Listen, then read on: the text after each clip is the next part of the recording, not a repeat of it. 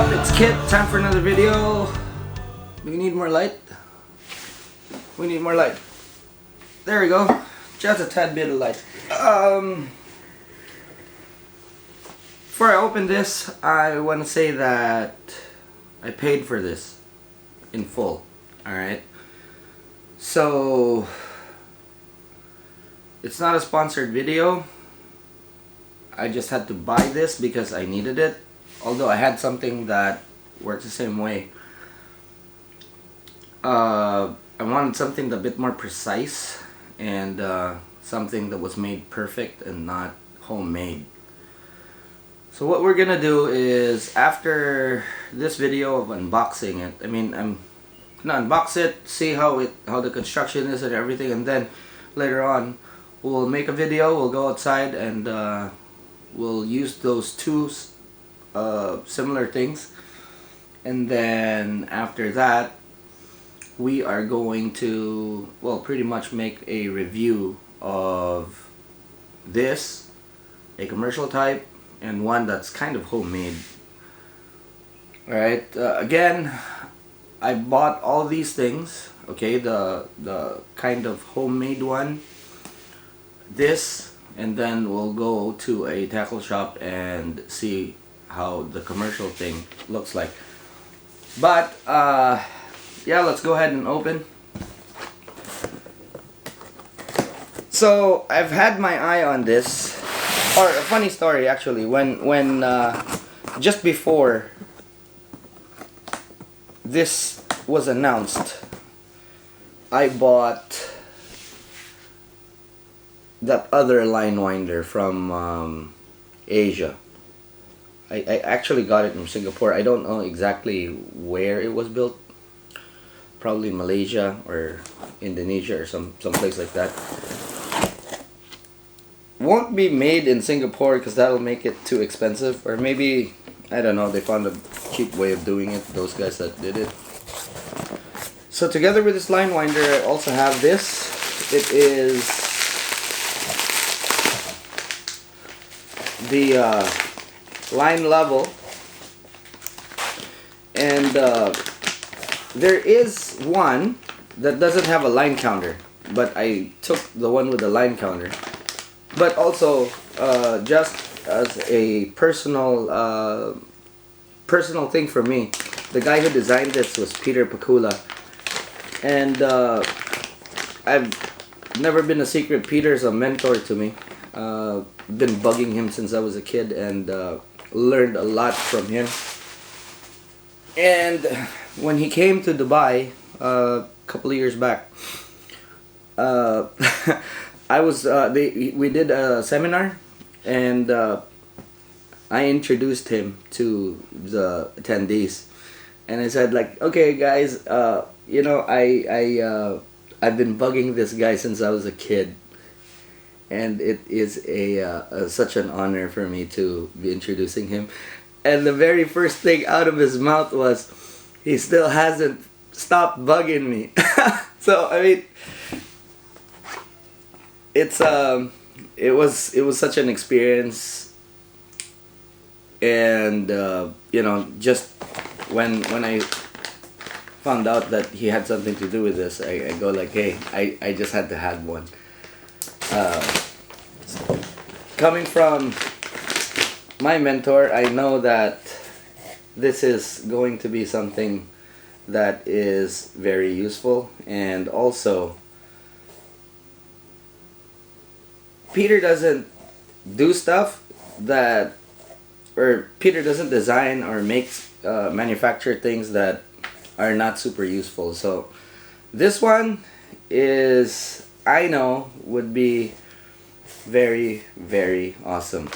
Alright, so that's just a side note, personal side note for me. Anyway, so yeah, it comes with some tools, the T-bar for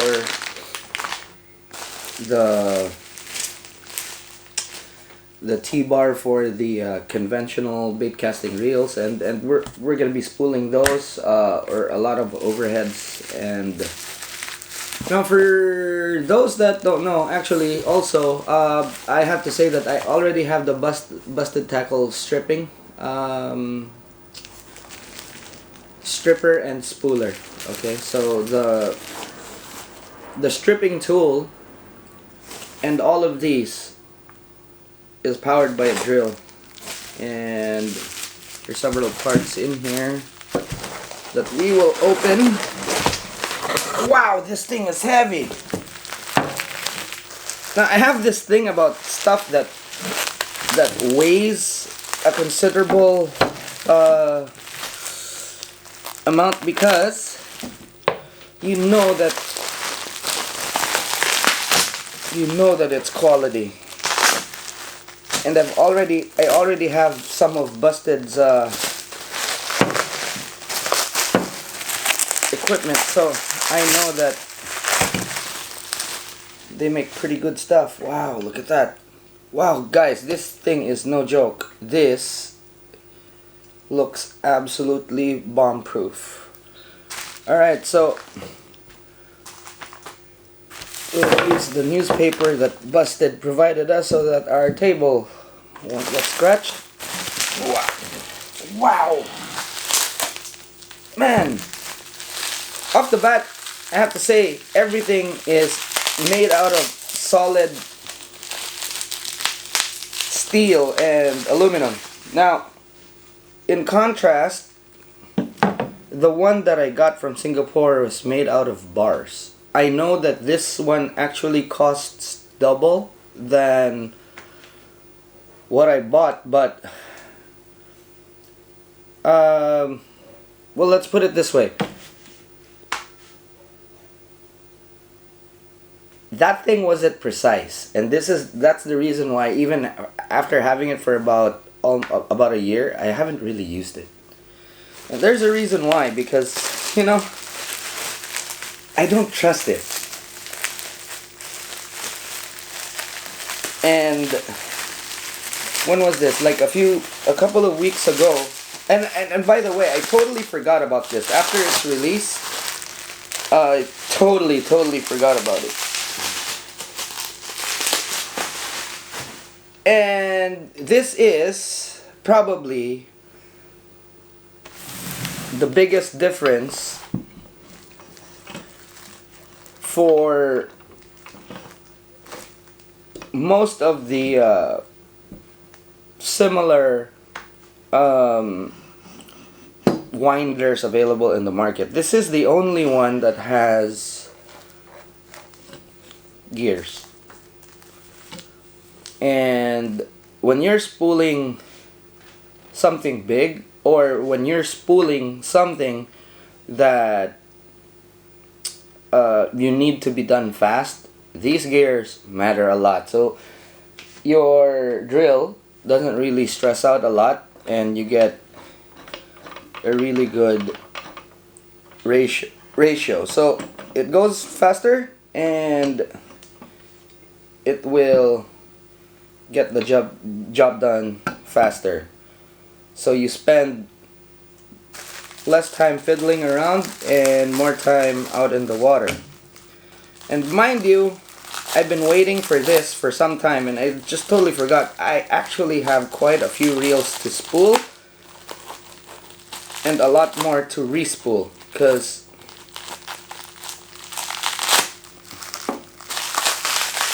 the season just started. It's a bit stormy, so you can't really go offshore. So this is alright. So this is for the spinning reels, and that is actually pretty cool. Wow! Look, this reminds me so much of toy truck wheels. And when you're looking, or when you're watching Busted's video, let me get something. There we go. So when you're watching Busted's video, you see this and you go like, hey, it looks like a truck tire, a toy truck tire. And the very first thing that goes into your mind is that, hey, that's probably made of plastic, or kind of something that's rubbery, right? And I didn't expect this. Honestly, I didn't. I thought it was kind of made out of engineering plastic. And they could have easily done that. Okay? But listen to this. That is steel. And probably, well, it is one of the reasons why this thing is so heavy. It weighs 6 kilos. Okay, so that is a really good design. You know, Triangle Sports makes the commercial line winders, and they work really, really well. And one of the things probably that matters the most is the device that holds the spool holder for spinning reels. And this one,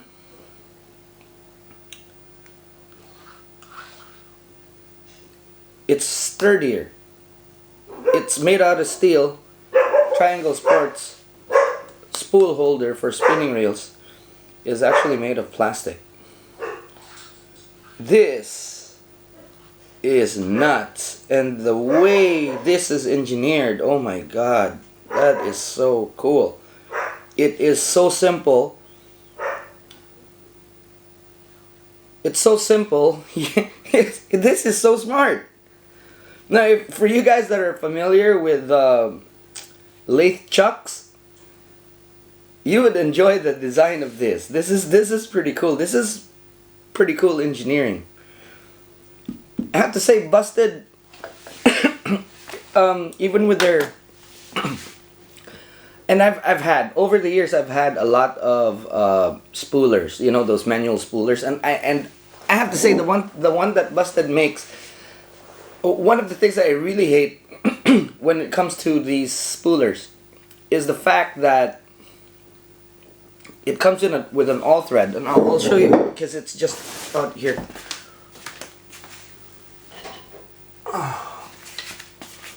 It comes with an all thread. Okay, so if you're spooling something thin, you have to take all of this out. You're taking all of this out. You have this, and then you have to put it all towards the end. And I know why, okay? And they could easily engineer something that would actually just slide and then, you know, have either a screw that would tighten it, or I don't know, like a tension lever or something, similar to how the jaws of the fly tying vices work. It's just tension that actually holds it, and I understand that this would last longer, and that, you know, the bar would get down. I understand that, and this is pretty much the design that all other strippers are made now, or all others are created in. So, you know, as far as that is concerned, that is pretty much standard for most line spoolers there. The main difference with the Busted Tackle line spooler, or this is called the bee's knees spooler. Okay, so the main difference is that this part right here, this one right here, and this one right here, it actually has drag.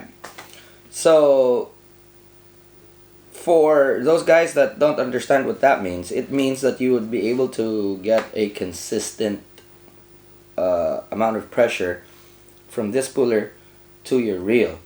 It gives you a bit more consistency when it comes to having your lines spooled in. So the tension on your spool is just right. You could just adjust it to be just right. The problem with all other spoolers is that without the drags, it relies on friction. And what happens is that your spool the spool of your line. I'll show you right here. So this part of the spool right here, okay, this part melts, and when that melts, the tension loosens, and especially when you're spooling smaller reels, what that means, or well, when you're spooling reels in general, it's just a bit more sensitive with the smaller ones because you're dealing with thinner spools. But with the wider ones, it's not so much of a big deal because you would notice it and then you would tighten. But see, the thing is, when you're spooling with smaller ones, what happens is that when it melts, tension's gone, it freewheels, and you have a backlash if you're spooling overhead reels. And on top of that, the spool itself gets ruined, so even if you tighten down, it's gone. Doesn't happen with the busted fishing spooler. Again, I have to say, guys, I'm not being paid to say all this. I'm just pointing out the key differences. I paid for this. I paid full for this, okay? And kind of a cock up for me too. I had it sent to my New Zealand mailbox, and then I also realized as soon as they shipped it that I had an Australia mailbox. So, man. Alright, so this is the last piece.